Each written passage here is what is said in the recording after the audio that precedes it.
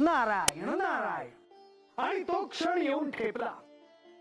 श्री महादेवांना प्रसन्न करून घेण्यासाठी श्री सतीदेवींनी त्यांच्या मातोश्रींकडे अनुमती मागितली, जी मिळताच त्यांनी घरीच श्री महादेवांची आराधना करण्याचा निर्धार केला आणि तपश्चर्येला प्रारंभ केला।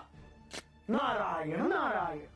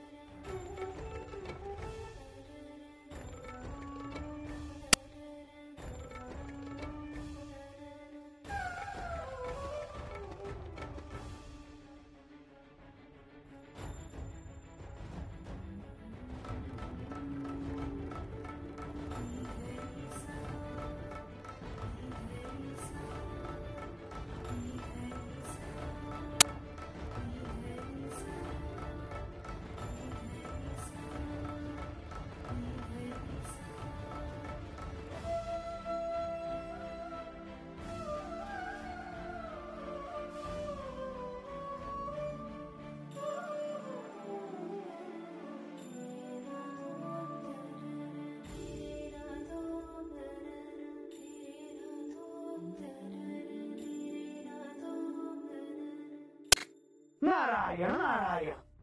आणि श्री सतीदेवींच्या व्रताला प्रारंभ झाला। अश्विन मासातील नंदा तिथींना म्हणजेच प्रतिपदा, षष्ठी आणि एकादशीला श्री सतीदेवींनी श्री महादेवांचे पूजन केले। त्यांना गूळ, भात आणि मिठाचा नैवेद्य अर्पण करून त्यांना नमस्कार केला।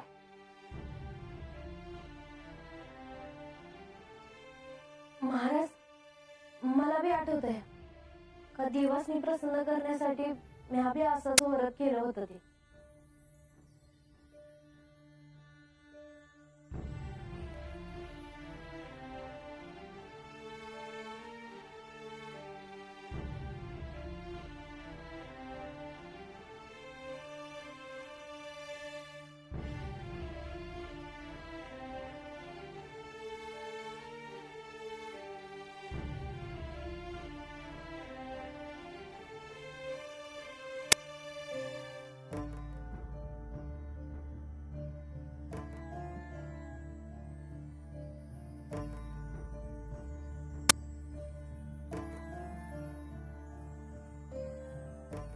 होय बान, मीच तुला या हिंदुळा व्रताबद्दल सांगितलं होतं। मला देखील त्यावेळी या व्रताबद्दल कळलं होतं।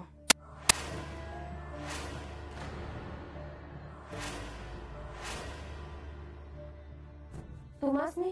हो, त्यावेळी मी दर्पणातून यांच्याशी संवाद साधत होते। त्यावेळी माझ्याही ध्यानात आलं।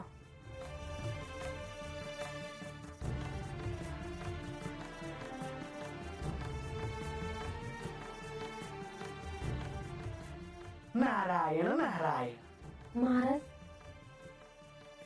म्या तर साधी आहे, म्या कोणी देव माणूस नाही।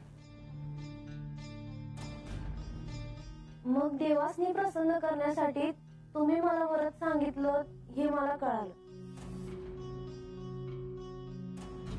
पर त्या तर सतीदेवी होत्या, देवीच। मग त्यासनी बी हे व्रत करावं लागलं। होय बानू, हे क्रमप्राप्तच होतं. श्री सतीदेवींनी श्री महादेवांना प्रसन्न करून घेण्यासाठी तप केलं.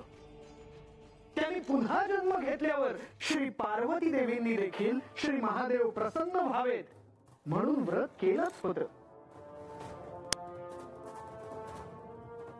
सारं काही स्पष्ट आठवतंय मला.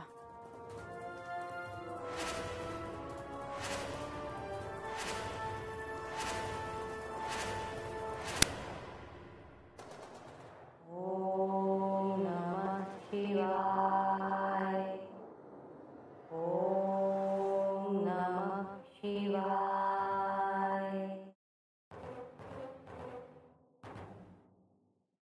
तुम्हाला स्तंभ आठवतंय म्हणजे? बानू, कदाचित तुलाच स्मरण नसावं, पण मला आहे.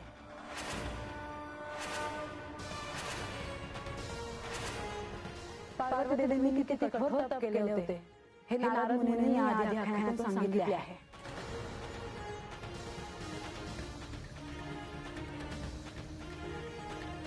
नारायण नारायण. होय देवी, मी याबद्दल आधी आख्यानात सांगितले आहे. तर बानू, तू जे म्हणालीस त्याचं उत्तर हेच आहे की श्री महादेवांना प्राप्त करून घेण्यासाठी, त्यांना प्रसन्न करून घेण्यासाठी श्री सतीदेवींना व्रत करणं अनिवार्यच होतं.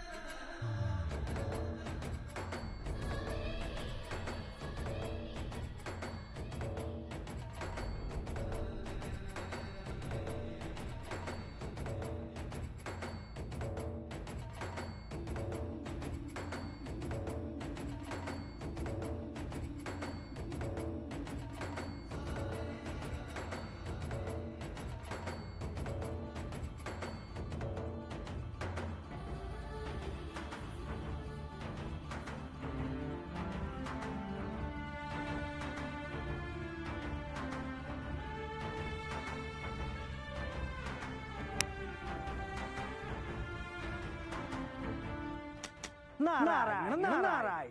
श्री सतीदेवींनी प्रारंभ केलेल्या व्रतात त्यांनी अश्विन मासाचे व्रत केले, तसेच ते कार्तिक व मार्गशीर्ष मासातही केले. कार्तिक मासात त्यांनी चतुर्दशीला खीर व अनारसे यांचा नैवेद्य श्री महादेवांना अर्पण केला आणि त्यांची आराधनाही केली. मार्गशीर्ष मासात त्यांनी मार्गशीर्ष कृष्ण अष्टमीला तीळ, जव आणि तांदूळ यांनी शिवपूजन केले. इतकेच नव्हे तर ज्योतिर्मय घटदीपाने श्री महादेवांची त्यांनी आरतीही केली. नारायण नारायण.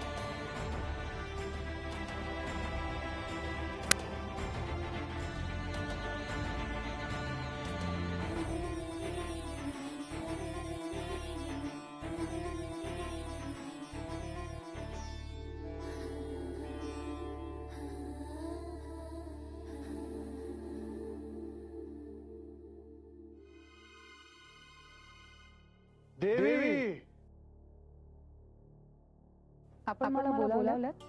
होय.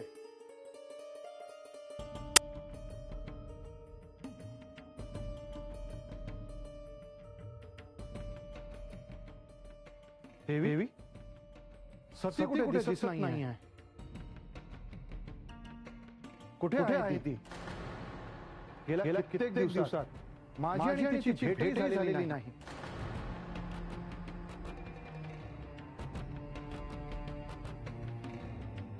काय झाले आहे देवी? सती इथेच आहे. तिची साधना चालली आहे. साधना? कोणाची साधना? मी जाऊन तिला भेटून येतो. नको स्वामी, म्हणजे कदाचित तिच्या साधनेत व्यत्यय येईल. आपण असे करणे उचित नाही. तुम्ही योग्य सांगत आहात. मी तिला नंतर भेटेन. आता ती काहीतरी शुभ कार्य करत आहे. त्या उगीच व्यत्यय नको. हो.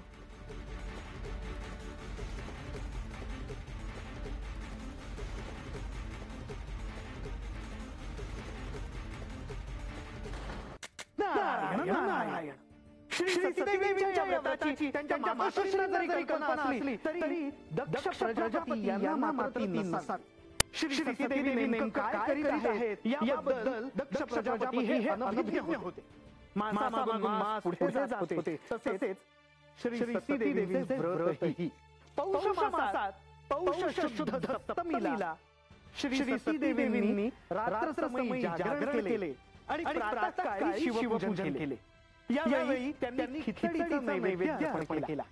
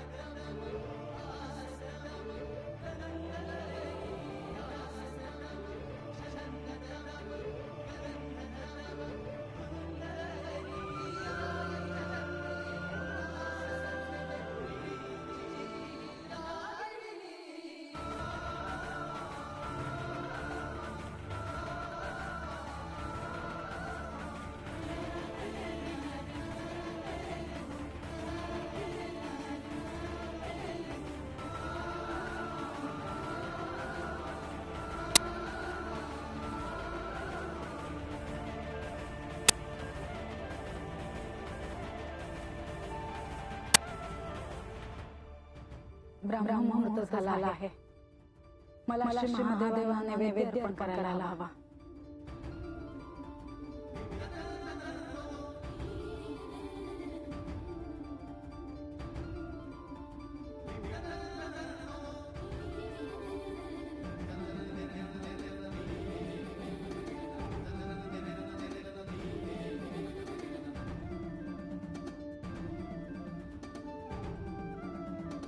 माझी प्रार्थना तुमच्यापर्यंत पोहोचावी हीच इच्छा आहे.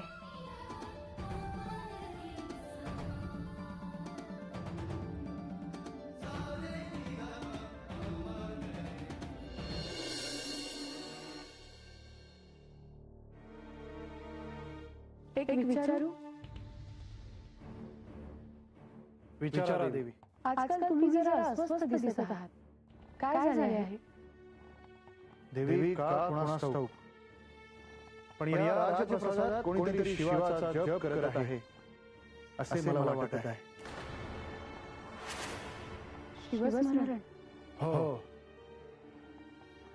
म्हणूनच मी काहीसा अस्वस्थ आहे. पण मला एक गोष्ट कळत नाही की आमची अनुमती नसताना देखील या राजप्रसादात हे कार्य कोण करत असेल देवी? आपली अनुमती नसताना असे कार्य कोण करेल? आपण निश्चिंत असावे. ते खरंच आता ह्या क्षणी ह्याचा विनाकारण विचार करून अस्वस्थ होणे योग्य नाही. हो.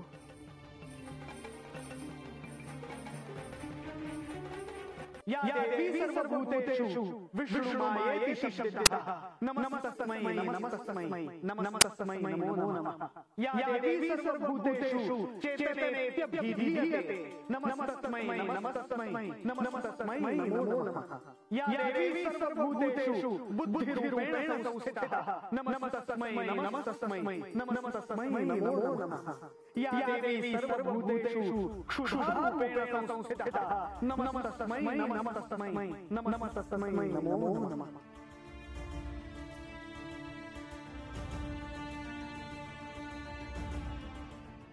नारायण नारायण श्री सतीदेवींनी जे व्रत आरंभले होते ते निश्चितच हे व्रत नव्हते.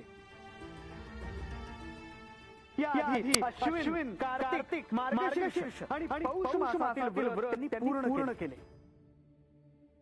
आता माघ मासातील व्रत त्यांनी करायला घेतले.